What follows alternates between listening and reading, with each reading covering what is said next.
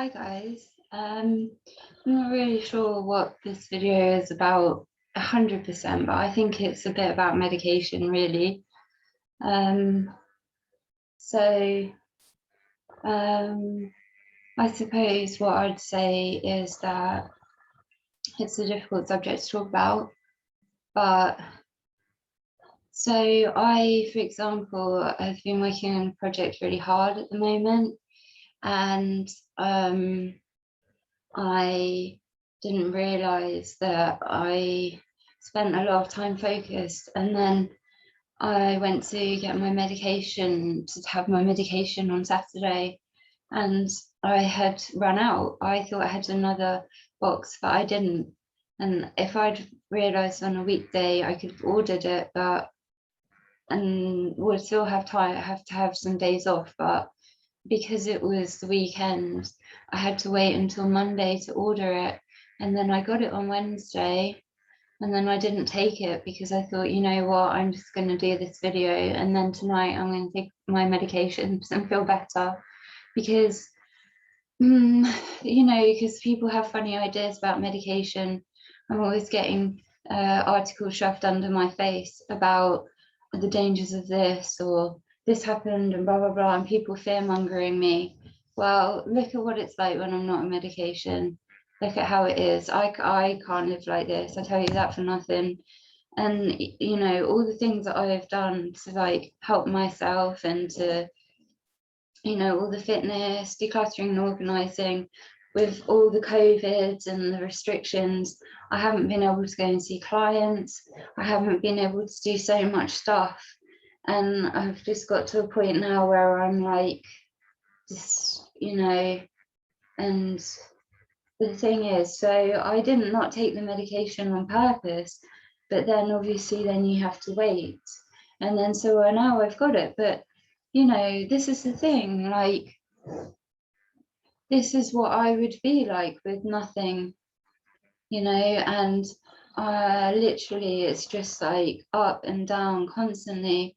So, 1 minute I'll be crying, and then the next minute I'm despondent. And it's like, so my shabam is the thing. So I'm a Les Mills instructor, and it makes me happy. And so earlier today I thought, well, if you want to see your video and you're not taking your medication, you better do something to make you feel okay. So I was doing the shabam and I was very happy doing that. But as soon as I stop, it's like, right, it's not long before I go back into this kind of like, and then of the crying as well, and the bad feeling, the thoughts, when I say bad, it's like, they're terminal thoughts, they're the worst thoughts kind of thing, of despair. And with the medication, it helps take a little edge off of it.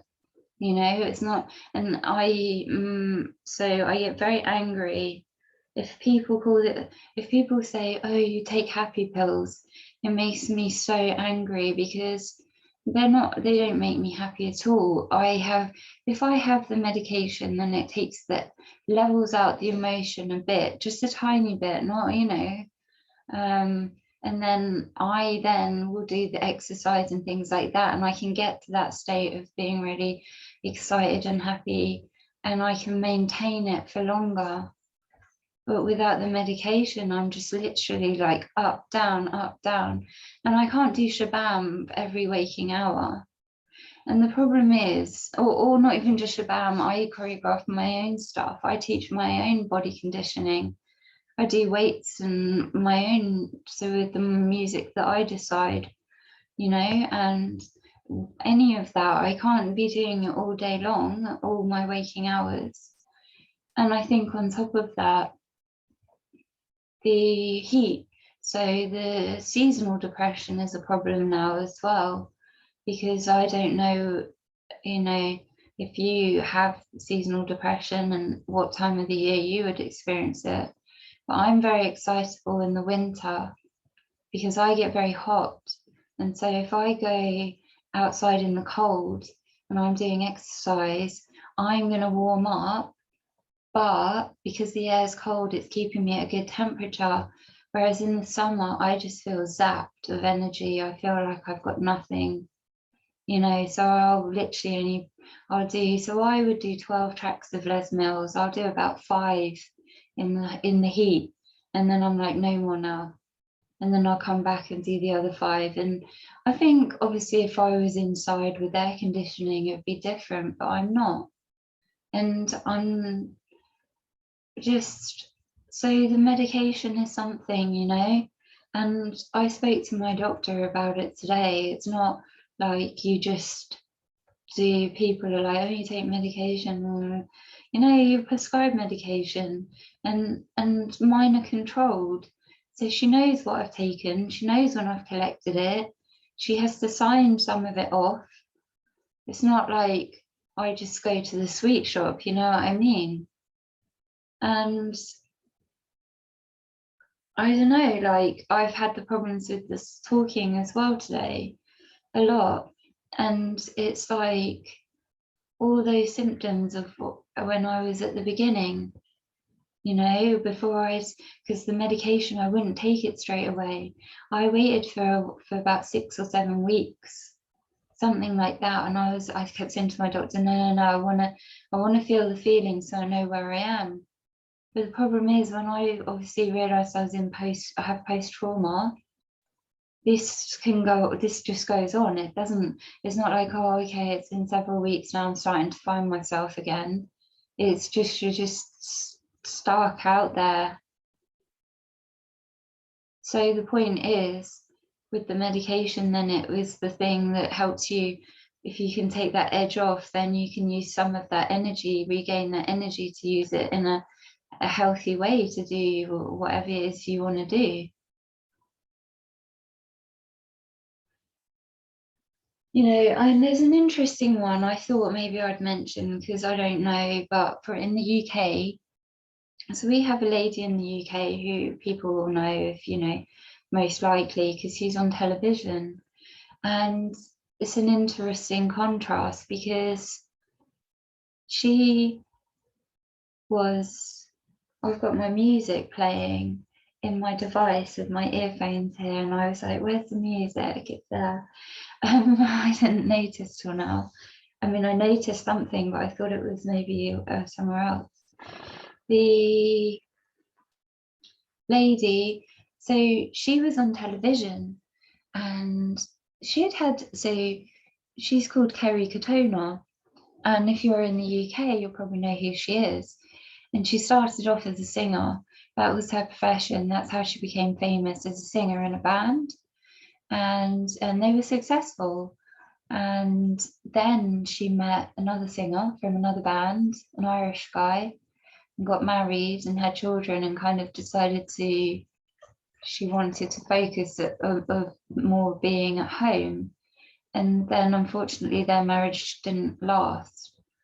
So that's when she kind of brought herself back out into the public and was on TV again. But instead of kind of rebooting her singing, she seemed to gravitate more to reality type television. And so when you get involved in that kind of television, you see the ups and downs people have. You know, it's like me, I don't normally jump, well, I normally have everything in order, don't I? And I have my medication and I jump on and I'm like, hi guys. Whereas at the moment, you know, I think it's interesting not to have your medication, to see where you're at. So I can tell that my medication is beneficial to me. If I wasn't taking it now and I was like, oh, well, actually, you know, I'm all right. I'm not all right. I'm not all right at all. I'm up and down like a yo-yo, and not in a nice way. Like, not like, oh, I'm happy and sad. No, I'm just like despondent and then crying, and then, no, it's not a good one. Anyway, so in a sense, that distance has helped me. I know I can see that, you know. So I'm not just, you know, oh, just, you know, I've been told to take this, let's just knock it back. You know, and I don't know if I mentioned that people give me a lot of articles about what's wrong with medication, and it's like, Anyway, so this lady, she's playing her life out on TV. So you're seeing her up and down, and people are like, look at her screaming and shouting, and look at her happy and, you know, ridiculously excited. And I'm not sure exactly when. It might have been after one that she had a reality show that followed her around. And it was when she'd got a new husband. He was really bad news, treated her really badly, took advantage. Really bad. But they were following them, and the cameras were at their house, so you got to see their arguments, you got to see basically everything. So I'm not sure if it was during then that it was you know, it was after this reality show, but you know, she's got bipolar. She was diagnosed with bipolar. And what's really kind of interesting is that she went on this so they host a morning show, and they were interviewing her. There's a presenter, two presenters, the man and the woman, were interviewing her, and she was slurring her words. So she was sitting like I am now, you know, moving around a bit, talking. You know, I'm normally very animated. If you've seen my video talking about comedy, I got very animated because the man made me laugh. The comedian Dapper laugh. His show made me really laugh. So I did a video about that. So you can see, and I'm filling my space quite a lot, I think. But she, you know, so she was a bit animated, but she was pretty much like I am, you know. I don't remember her moving a lot. But what it was is she was slurring her words. So she was slur, you know, like she'd be talking and then she'd kind of, you know, and yeah, like, so I wouldn't like to say it was the presenters. They were a bit perturbed with the situation because they obviously didn't know what they were dealing with, or maybe they thought they did, but they were wrong. I really don't know. I don't remember. I can't remember what they asked her. I haven't rewatched it. I did, you know, I didn't do any research to sit down tonight. I'm just going by memory, but that's why I wouldn't like to say whether they commented or not. But they were a bit perturbed by the situation. And then I definitely know that the media coverage said, look at Kerry Katona, drunk, slurring her words on morning television. She wasn't. She's on medication. That's what she was on. She's on medication, you know? And what's quite funny, or what the parallel kind of, you can watch a parallel clip, right? Not discrediting the presenters. I really can't remember if they made any comment.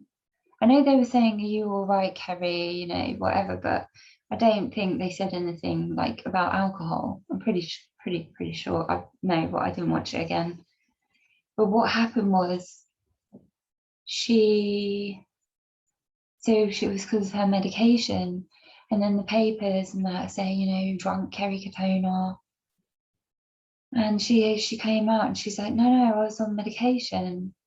Oh yeah, and that's what was interesting, the parallel. So with the presenters, because probably about 6 years down the line, the presenters themselves, right, they went to an award ceremony and they got really drunk and they stayed up all night partying, and then they literally came to host this morning show the next day, and they were drunk. They were falling around, they were laughing, like, laughing, oh, no, I fell over. Still drunk, they were drunk. And there's a bit of a backlash, you know, mainly people are, they're drunk on TV, whatever, you know, it's kind of funny, you know. I saw it, I thought it was kind of funny. It's like, look at the state of them. I did though, I was like, look at the state of them. You know, they haven't changed their clothes, they're on television, you know. I didn't used to drink, like, I mean, I don't drink at all now, obviously I'm on medication. I haven't had a drink since night, you know, obviously I got medicated, not once, but it's for some sugar. But But, you know, I'd have a glass of champagne at the galleries, at the openings and stuff, you know, have a drink. So, but not many. I'm someone who I'm not good with drinks. So if I had 2, I'd be very excitable. If I had 3, I'd just be like, I would probably slur my words, and I'd just be like, oh no, don't need any more, thanks. I'm not a drinker, and I never have been. So it just because it just doesn't agree with me. I don't like that feeling of being out of control. Which is lovely with mental illness. Hence why you might want to get medication sometimes, because it gives you a bit of like breathing space. Anyway, so they were really drunk. The point is, if you put those clips side by side and watch them, you've got Kerry Katona slurring her words but trying to communicate. She's not falling around the place laughing. She's not like, I've been out all night, dirty clothes. She's like trying to communicate, and she's struggling. Whereas if you see that pair, they're falling all over the floor, and they're literally wearing last night's clothes. And it's like, that's what someone drunk is like. People with bipolar aren't rolling around drunk. You know what I mean? It's the same with me when I struggle with my words. It's not because I'm drunk. You know, sometimes I sit on the sofa, and when I'm talking about things, I've watched my videos back. When I'm telling you about something that makes me feel really happy, okay, let me just give an example now. Okay, have I got a picture? I've got a picture on my desktop. Oh, I don't know if I should share it. I could share it. This is going to make me feel really happy. Okay, let me share it. All right. Oh, hang on. I might have to open it and then share it. Oh no, hang on a second. How do we do this? No, let's minimize and let's get my picture. Oh, I don't know if it's going to let me. Skype not going to, Zoom not going to let me. Not Skype, on Zoom. Here we go. I'm going to show you this picture, and this will show you. So this is the only time when I don't really, my medication is not at all necessary. Let me share the screen with you. Okay, there it is. Okay, if you want to, there we go. All right, so that's my little cat, and I've got loads of pictures of her, and this is not one where she's posing and like for the camera. This is one where she's like, okay, you're lying on my back. Now, if you want to see me laugh, smile, everything, if you see, you'll see my eyes go all dopey. And talk about my cat. He is the most amazing little person ever. So that's the thing. So when I sit here and talk to you, sometimes, you know, it's probably I am medicated. Of course I am. I'm meant to be. I don't take loads of medication. In fact, I've got 3 types of medication, and most of the time I only take 1. And the other 2, I really don't. I save it for very specific occasions, where when I say occasion, I mean shit occasions. And I'm not talking about good ones. But what I'm saying is that, you know, I'm very restricted with the things that I need to be restricted with. And I try to be very reliable with the things I'm meant to do regularly. And so yeah, so sometimes I do sit on the sofa and I probably look a bit like, hi, you know, but also I'll be talking to you about fitness. I'll be talking to you about, you know, things that help me with PTSD. Now I've got a picture of my little kitty, and you know, obviously my eyes just go so dopey. I mean, I can't see my face properly now because I'm just a little whatever, but I just know it. And so, okay, so we'll say goodbye to her for now. And do you know, so there's the demeanor. I can see it now. Like my face is completely different. And so, is that my music again? It is my music again. I turned it off. Why is it back on? That's so funny. But yeah, there's the difference with my little cat, you know? That is the difference. and I haven't taken any medication. But she is, you know, pure happiness. So she makes me feel different, completely different. Pure happiness is what she is, you know. But you know, I'm the opposite to Kerry. So I start to mix my words, and the way I describe things changes if I haven't had my medication. Whereas for her, she had her medication. Now it could be because with bipolar, I don't know, you know, because it's not my condition that I have to think of the treatment for, you know, but I imagine there's a bit of changing your prescription ever so often, you know, or maybe it's a case that you have to find the right thing for you at the beginning and then that's what you take. But I don't know. I don't know if later on down the line you might need to change that prescription. Maybe it's not working in the same way, or I don't know. But I know with some conditions that you do have to monitor them, and your medication will change over time, and you may find an imbalance with it at some point where you then have to try something different. So there is a balancing act there. That's not something that I have. I don't have that. What I take is that's what you take. Like, it's more about finding the dosage, you know. So you know, so for her it would have been different. But even look at me without medication, you know, I'm quite different. I'm very different. And you know, I can function, but when I'm on my my mood, I'm just so up and down. I can't live like this. I can function, but I can't live like this. It's not sustainable. And I think on top of that, you know, it's like, you know, because someone was saying to me only today, oh, you know, with medication, they, you know, here, prescribe this, prescribe that. It's so easy. And I'm like, no, it's not.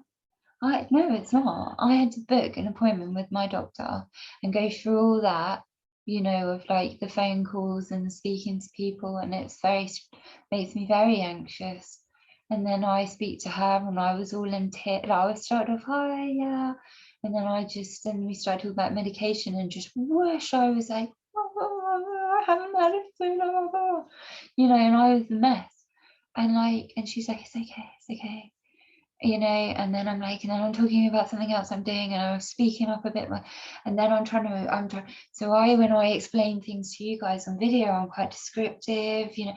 When I was talking to her today, I can see what I'm talking about, but what comes out when I'm describing to her, I was saying to her, because the boxes are a problem, because with the boxes, and so what I need you to do is, if you write this thing, then they don't need to do the boxes. Now, what I was talking about, because I'm in a bit more of I don't have, I'm under pressure now on the phone, is there was something I had to do online, and they have questions in different boxes that you tick or not. You tick the right box. But with the questions, PTSD is very challenging to explain to people, because it's not like saying, oh, I have a physical disability. What's that physical disability? Or I have a mental illness, which is considered a disability.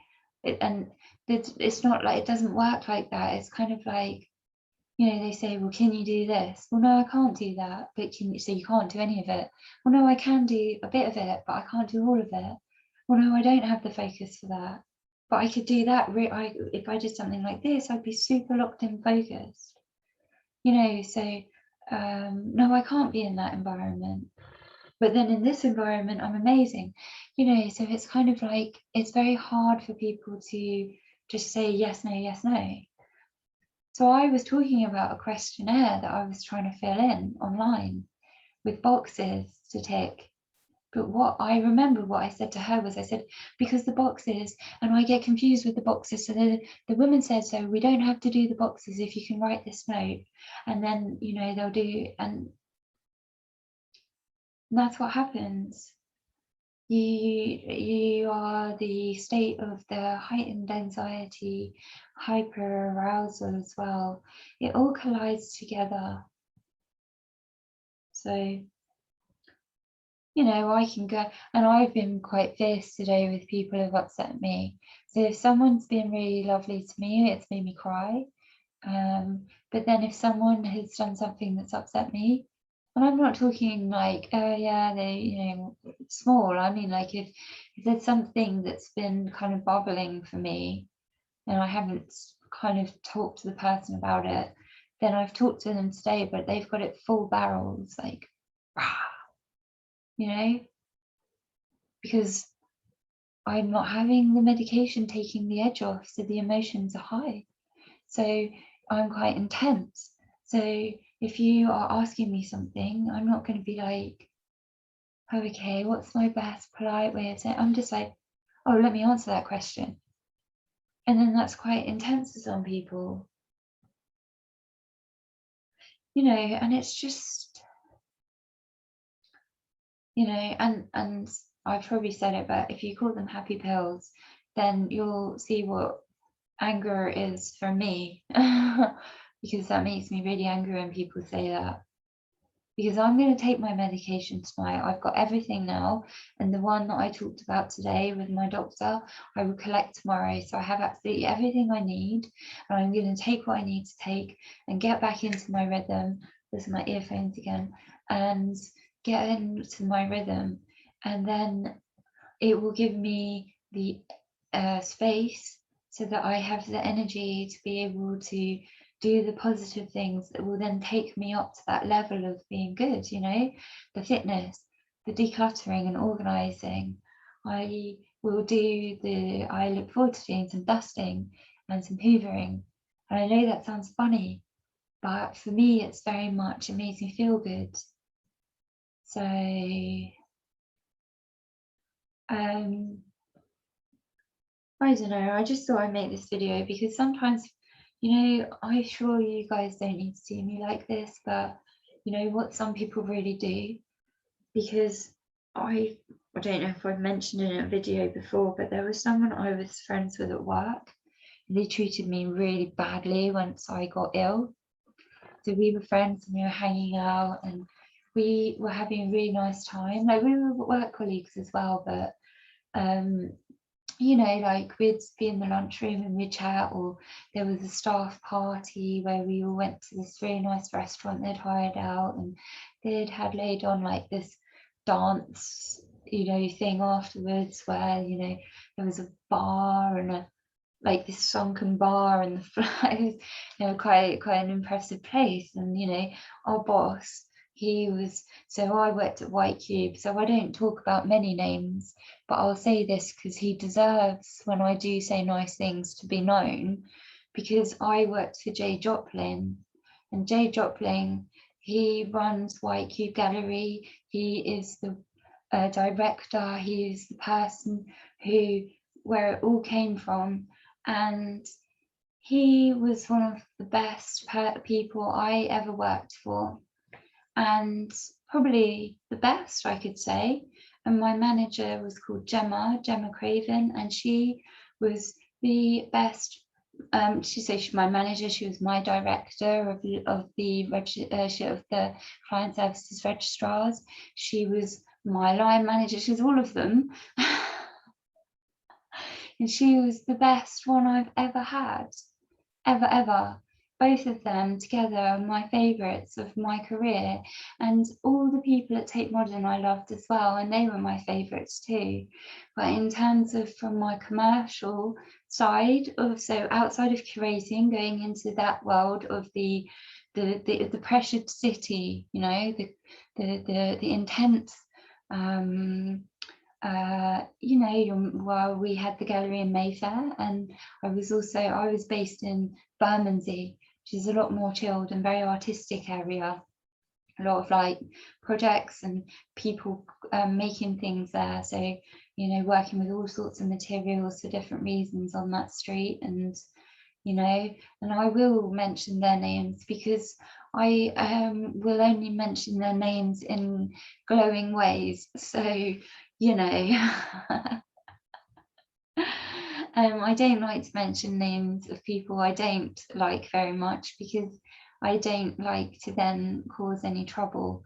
But if you're someone who deserves a mention because you've really made amazing memories in someone's life, then it's fair enough, isn't it? And anyway, so I really loved working there. And so what did I can't remember what I was saying. I don't know. I've forgotten. Anyway, so I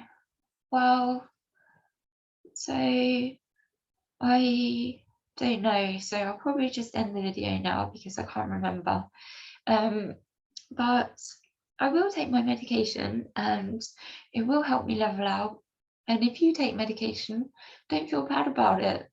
Don't feel ashamed. Don't feel when people are throwing articles at you and, oh, this is bad, that is bad. These people aren't professionals. They may care about you. They may be close to you. They may be friends. They may be family. They may be someone who means well. But what you need to do is, if you're on medication, it means you're in touch with a doctor. If you're in touch with a doctor, they're a professional. And it's the professional who is the one who keeps an eye on you, you taking your medication. You know, my doctor, she was literally like, oh, well, yeah, I can see you picked this up then. Or I can see you haven't had this one for a while. Well, I can see, she knew exactly what I've been up to. You know, she knew what I've been up to. She knows what I'm taking. You know, she would know if I had taken, she'd be like, why are you back so soon? And she's the opposite. She was like, have you got any of these? You're all right. Because I was being so vigilant about it all. So, you know, why don't feel ashamed, don't feel pressured by other people. If it's what you need, but what you have to do is keep an eye on it and make sure that you're not overtaking it, or you're not undertaking it like me. Make sure that you're, you know, I used to at the beginning, because I used to get so confused and I had to take it a lot more regularly. I used to keep a little diary, you know, and what I did is I'd write down, oh, I've taken this one, I'd just write, because there were colours. So I'd write the pink one, 2, taken 2. And then just for me, if I wanted to know, I had another column which said, how do you feel? So I would just quickly write, it's not a paragraph, it's not an essay, no one's reading it either, it was mine. And I'd just say, taking the pink pill, the 2 pink pills today, now, because I was meditating 3 times a day, not feeling very good, got freaked out by this or whatever, you know, and I didn't have to ever read it again. But the point was, if I wanted to kind of look back at how regularly I'd been taking it, and at that point I needed to be taking it at a certain time, you know, three times a day or whatever, I could know, right, I'd done it, and also why I did it, how I felt, what made me feel that that was the time I needed to do it, you know what I mean? And I think that's really important, because then that's me I'm keeping an eye on things, I'm being responsible. But at the end of the day, I need that support, that's what I need. And that's why I keep in touch with the doctor. And that's why I have my therapist, because I need that support. And that's why I'm a lifestyle and fitness coach. And that because other people who have this condition need that support that I provide. And I need it because when I do my fitness with someone, it makes me happy as well. So not only, so it's not an energy zapping thing, it's like, I will give you my energy, and then when you find yours, you're giving me energy. And it's like this really nice thing. It's like, you know, when I go to therapy, I must be totally drenched, taking away all my therapist's energy. I don't know how she gets through it. Because, you know, they talk about therapy, people say, what do you say? I tell you what don't I say? She literally has to go through the roller coaster. She spoke to me on Tuesday, and literally in the space of an hour, we were like, woo, woo, woo, the whole way. I said to her, see, I'm going through it. And she went, yeah, you are. You've been like, up, down, you know, and I need that. I need her to acknowledge that, because I'm like, yeah, you know, that's happened. We need to acknowledge it. I need someone to monitor that. And I acknowledge it, you know. If I wasn't like that and I was sitting there going, I'm taking medication, well, why? Why are you doing it for? What would you want to do that for? But I monitor it because I do need to keep an eye on it, and I do need it as support. And I should probably stop the video now, because I could talk to you so long for so many hours, and I really think I need to go for a rest actually. I feel very drained, and the heat as well of the June makes me very drained. And I like the cool air in the winter and the autumn.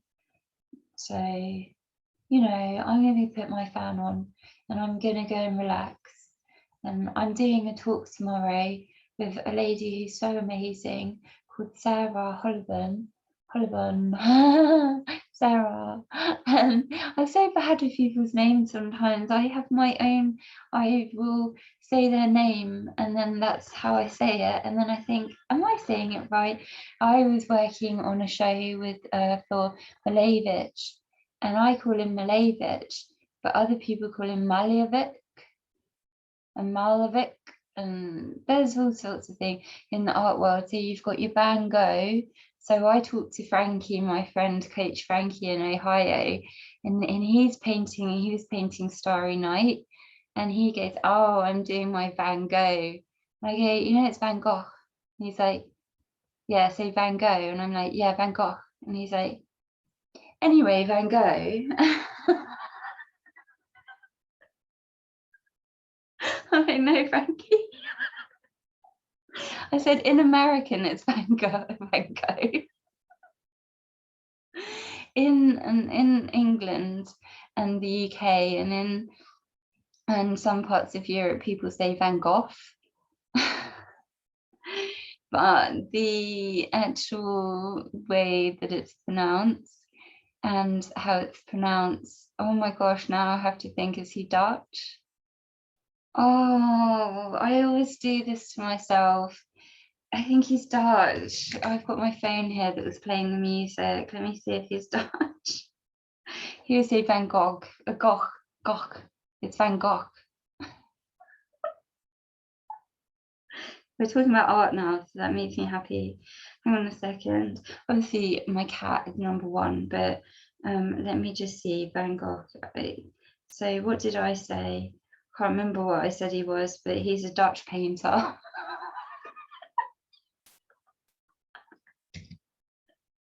Starry Night. I'll see if, oh, Frankie. I think he sent me some pictures of his Starry Night. I have to see if he sent me the finished one and I could share it with you. I better ask him first though, so he doesn't copyright claim me. I'll ask him if I can show you his artwork. All right, guys, I'm going to leave it there. I'm going to go chill out. And yeah, so look after yourselves. And while I was talking about all that stuff, I was trying to talk about Sarah. So Sarah, is going to be amazing talking to her tomorrow. She makes me feel really happy when I talk to her. And, you know, so, you know, she has PTSD herself. And so she herself has a very light tone and a very, you know, she's a very gentle tone. So I feel very relaxed with Sarah. I feel very, you know, like, ah. And so she brings out the best in me, because then I'm like, oh,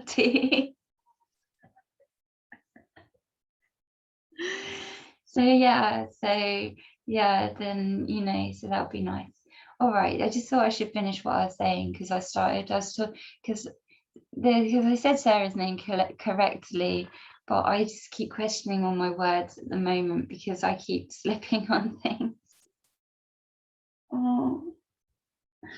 Okay, guys. Bye.